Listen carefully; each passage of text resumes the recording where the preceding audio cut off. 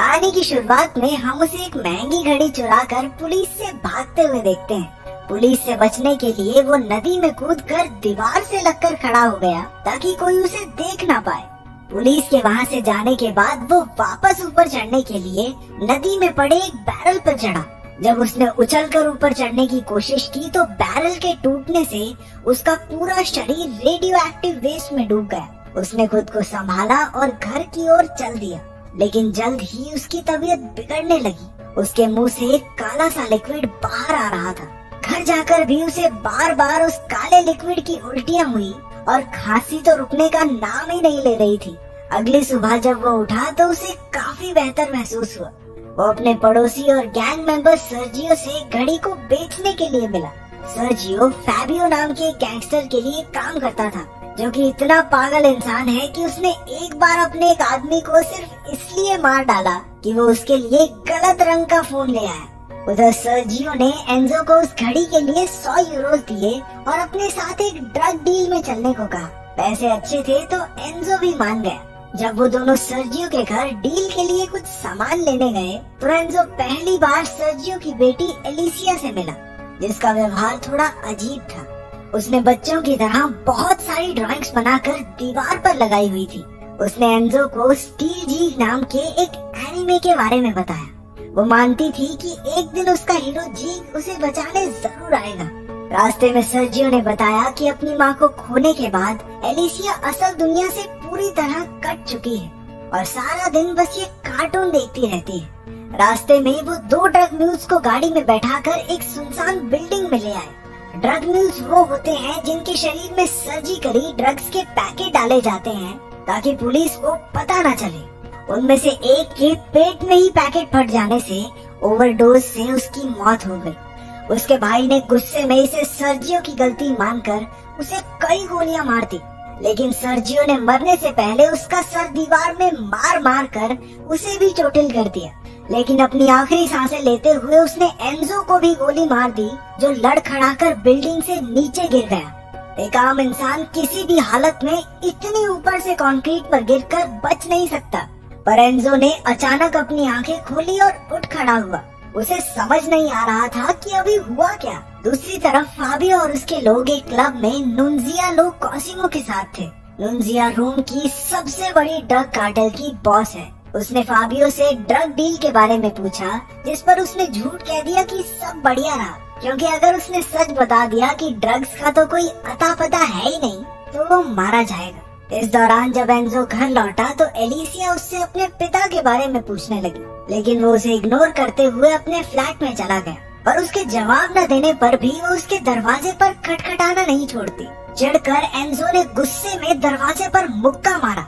उसका हाथ दरवाजा फाड़कर पार निकल गया। अपनी ताकत से अचंभित होकर उसने एक अलमारी को धक्का मारा। वो अलमारी तेजी से दीवार पर जाके लगी। वो समझ गया कि उस रेडियो एक्टिव वेस्ट की वजह से उसके अंदर सुपर ह्यूमन स्ट्रेंथ आ गई है। उस रात वो एक पूरी एटीएम मशीन को ही उखाड़ लाया। चुराए हुए पैसों से उसने अपने लिए अच्छा खाना खरीदा। बढ़ी हुई ताकत के साथ साथ उसके घाव भी जल्दी भरने लगे थे। उसके कंधे पर लगी गोली का घाव कुछ ही घंटों में पूरी तरह ठीक हो चुका था। नीचे फाबियो और उसके आदमियों ने एलिसिया से उसके बाप सर्जियो के बारे में पूछताछ शुरू कर दी। उन्हें लग रहा था कि सर्जियो ड्रग्स लेकर भाग गया, क्योंकि एलिसिया को सच में कुछ नहीं मालूम था, तो वो चुपचाप वहाँ डरी सहमी खड़ी रही। अचानक एंजो खिड़की तोड़कर एक मास्क और हुडी पहने कमरे में दाखिल हुआ। अपनी सुपर ह्यूमन ताकत से उसने मिनटों में उनकी बकरी बना दी। गुंडे समझ गए कि वो एंजो से नहीं जीत सकते, तो वो वहाँ से भाग निकले। एंजो एलिसिया को अपने फ्लैट में ले आया ताकि वो सुरक्षित रहे। एलिसिया सोचती है कि वो उसका कार्टून वाला सुपर हीरो जीग है और आखिरकार वो उसे बचाने आ चुका है। उसकी दिमागी हालत का ख्याल करते हुए एंजो ने भी उसकी हाँ में हाँ मिला दी। दूसरी तरफ फाबियो ने एंजो की एटीएम मशीन चुराते वक्त रिकॉर्ड हुई सीसीटीवी फुटेज देखी, जो कि इंटरनेट पर वायरल हो रही थी। उसे पूरा यकीन था कि ये वही आदमी है जिसने बीते दिन उनकी छिताई की थी। तभी फाबियो का राइट हैंड एंटोनियो वहाँ आया और उसे सलाह दी कि उन्हें नुनजिया के पैसे उसे जल्द से जल्द देने के लिए लोन ले लेना चाहिए।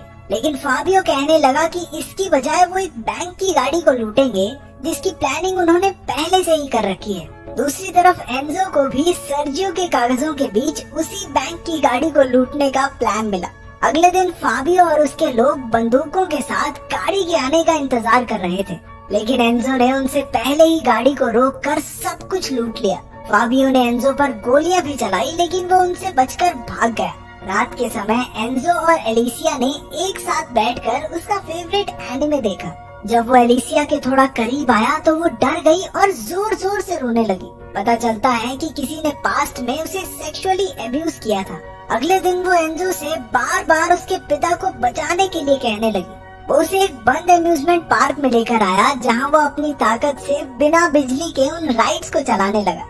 उधर फाबियो और एंटोनियो के बीच झड़प शुरू हो गई, क्योंकि एंटोनियो कह रहा था कि उन्हें जल्द से जल्द नुंजिया के पैसे लौटा देने चाहिए, फिर चाहे वो उधार लेकर क्यों न लौटाने पड़े, जबकि फाबियो इस बात से सहमत नहीं था।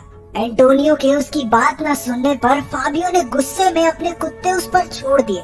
उन्होंने एंटोनियो को मार डाला। दूसरी तरफ एंजो ने मॉल से एलिसिया को एक प्रिंसेस ड्रेस दिलवाई, जो वो हमेशा से चाहती थी। बाद में एंजो ने उसे सर्जियो की मौत के बारे में बताया। वो रोते हुए कहने लगी कि एंजो ने उसके पिता को बचाया क्यों नहीं। बैंक की गाड़ी से पैसे चुराने की खबर सुर्खियों में छा गई और एंजो सुपर क्रिमिनल के नाम से फेमस हो गया। फाबियो भी अब ऐसी सुपर ह्यूमन ताकत हासिल करना चाहता था। एंजो से नाराज होकर एलिसिया एक बस में चढ़ गई, लेकिन एंजो ने अपनी ताकत से बस को आगे बढ़ने से रोक दिया। उसने अंदर आकर एलिसिया से माफी मांगी। वो उसके साथ चलने को राजी हो गई, लेकिन एंजो ये भूल गया था कि उसने अपनी टोपी और मास्क नहीं पहना है। जब उसने आसपास देखा तो हर तरफ से लोग उसकी वीडियो बना रहे थे। वो जल्दी से एलिसिया को लेकर वहाँ से चला गया। इस दौरान कोई दूसरा चारा न बचने पर फाबियो ने अपनी एक डीलर दोस्त से कुछ पैसे उधार लिए, ताकि वो नुंजिया के पैसे दे सके।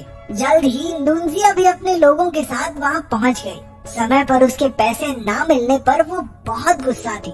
जल्द ही दोनों गुटों में लड़ाई हो गई और वहाँ गोलियां चलने लगी। आखिर में सिर्फ नुंजिया और फाबियो ही जिंदा बचे। अपने अड्डे पर पहुंचकर फाबियो ने देखा कि उसके सारे आदमी मारे जा चुके थे। तभी एंजो की बस को रोकने वाली वीडियो टीवी पर दिखाई गई। फाबियो ने तुरंत उसका चेहरा पहचान लिया और उसे ढूंढने निकल पड़ा। उधर एंजो और एलिसिया भी किसी दूसरे शहर में भागने की तैयारी में थे, क्योंकि पुलिस को अब एंजो के हुलिये का पता चल चुका था। वो दोनों एक होटल में रुके, जहाँ पर फाबियो बंदूक के साथ टपक पड़ा और उसने एंजो को ट्रैंकुलाइजर गन से बेहोश कर दिया। जब उसकी आँख खुली तो फाबियो ने उसे डक टेप से पूरी तरह जकड़ा हुआ था। उसने एलिसिया की जान के बदले उसे अपनी सुपर ह्यूमन स्ट्रेंथ का राज बताने को कहा। एलिसिया की जान बचाने के लिए एंजो उसे नदी किनारे ले गया और पूरी बात बताई। फाबियो को उसकी बात पर भरोसा नहीं हो रहा था। उनकी बातचीत के दौरान नुंजिया अपने लोगों के साथ वहां आ पहुंची और उन पर गोलियां चलाने लगी। इस अंधाधुंध फायरिंग में फाबियो और एलिसिया दोनों को बहुत सारी गोलियां लगी। अपना बदला लेने के लिए नुंजिया ने फाबियो के शरीर को जलाकर नदी में फेंक दिया।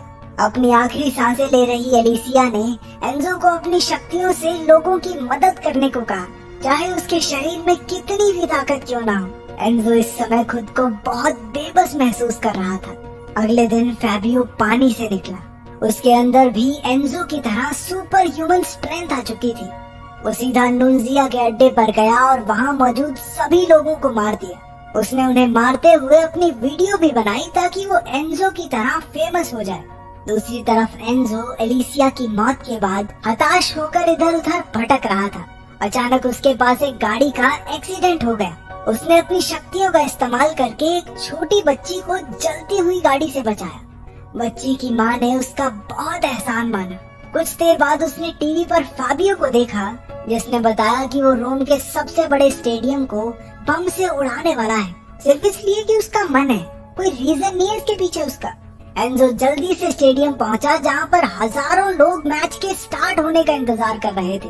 पार्किंग एरिया में उसे फाबियो मिला, जिसके हाथ में बम का रिमोट था। उनके बीच जबरदस्त लड़ाई हुई, लेकिन फाबियो मौका देखकर स्टेडियम के अंदर की तरफ भागा।